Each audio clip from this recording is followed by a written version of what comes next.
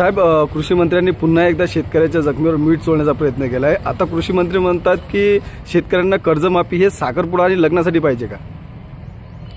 अतिशय दुर्दैवी स्टेटमेंट आहे कृषी मंत्र्यांचं।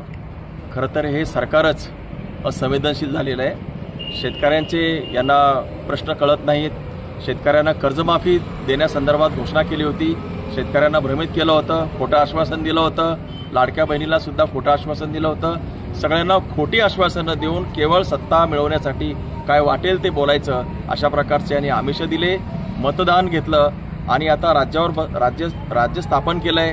जबाबदारीची पदं दिलेली जे मंत्री जर असं बोलत असतील तर महाराष्ट्राचं जनतेचं हे दुर्दैव आहे असंच म्हणावं लागेल। नारायण राणे म्हणतात की पुढे येणाऱ्या निवडणुकीपर्यंत शिवसेना, उद्धव ठाकरेंची शिवसेना हा पक्षच राहणार नाही।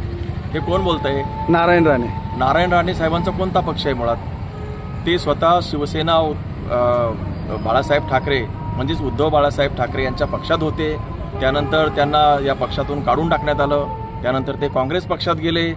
ते काँग्रेस पक्षानंतर पुन्हा त्यांनी भाजपमध्ये गेले। त्यानंतर त्यांचा एक मुलगा जो आहे तो आता पुन्हा त्या गद्दार सेनेमध्ये गेलेला आहे। त्यांचा पक्ष कोणता? कुणी बोलावं, ज्याला राजकीय आधार आहे, जो नैतिकतेनं वागलेला आहे, अशा लोकांनी असं बोललं तर ठीक आहे। पण ज्यांना राजकीय जे काही भूमिकाच नाही आहे, ज्यांनी स्वतःच अनेक दलबदल केलेत, अशा लोकांनी हा पक्ष राहणार आहे नाही राहणार आहे या संदर्भात चर्चा करणं अतिशय गैरवाजवी आहे। त्याच्यावर त्यांना कोणी सिरियस घेत नाही आणि त्यांच्या बोलण्याला काही अर्थ देखील नाही।